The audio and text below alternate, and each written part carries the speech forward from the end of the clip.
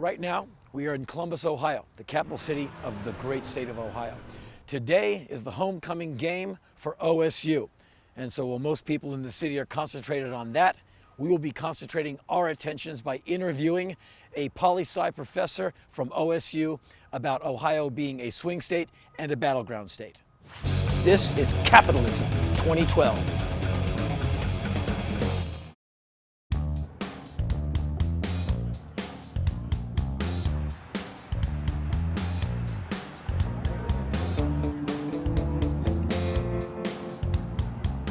Professor, Ohio is currently one of the most important swing states in this election. Why is it traditionally always up for grabs almost all the way up until Election Day? Well, it's been a battleground state really since the birth of the Republican Party back in the 1850s, going all the way forward.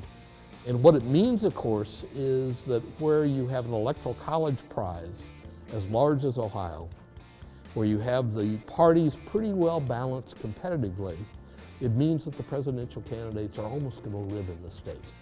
And they're here all the time. And a lot of money is spent here. If you live in California, or you live in New York, or you live in Texas, you don't tend to see many political ads in a presidential campaign. In Ohio, they're on all the time. How do you think in this 2012 election between Barack Obama and Mitt Romney, how does it stack up in historical importance to all of the presidential elections that you have paid a great deal of attention to in your career? I think it's actually a very important election because of the divergence, the partisan polarization that has taken place.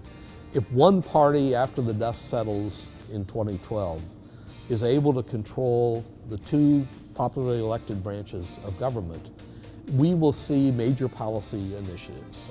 As the balance between the parties has been kind of equal over the last decade or so, as the pendulum has swung back and forth, you see each party, when it's in control of government, undertaking major policy changes. You would think they would be more conservative about change, not wanting to do big things, realizing how precarious their margin is, but it's almost as if they say, this is our shot this year. What is your take in 2012 as to the temperature of the affection for Obama and the attitude of young people, college age, wanting to vote? Well, I think young people still are going to be more favorably disposed to Obama than to Romney, and we see this in the polls here in Ohio and elsewhere. The level of excitement that was there in 2008 is not there in 2012.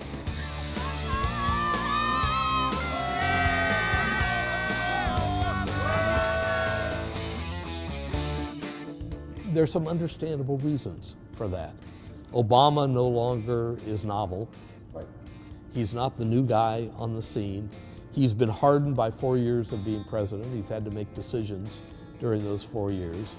And of course, what we shouldn't forget is that over the last 4 years, Congress has played a major, major role in what policies were enacted. In the first 2 years, the Democrats had to rely on their majorities to get things through. The filibuster blocked them in the Senate. Healthcare reform is very different than it would have been had they been able to overcome the filibuster in the Senate. If Romney is elected as president, he will have to deal with what almost surely will be a Republican majority in the House and could be a Republican majority in the Senate. Now, they are farther to the right than the kinds of positions he staked out Wednesday night at the debate. So would they do the kinds of things that he says he wants to do? They might not.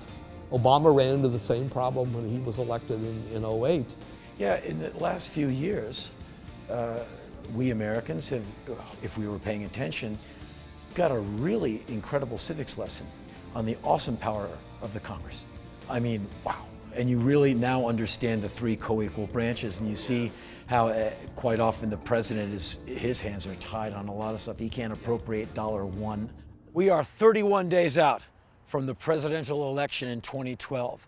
We are halfway done with the Capitalism 2012 tour. And every single day, we've been learning quite a bit. And now, it is time to go on to beautiful Lansing, Michigan.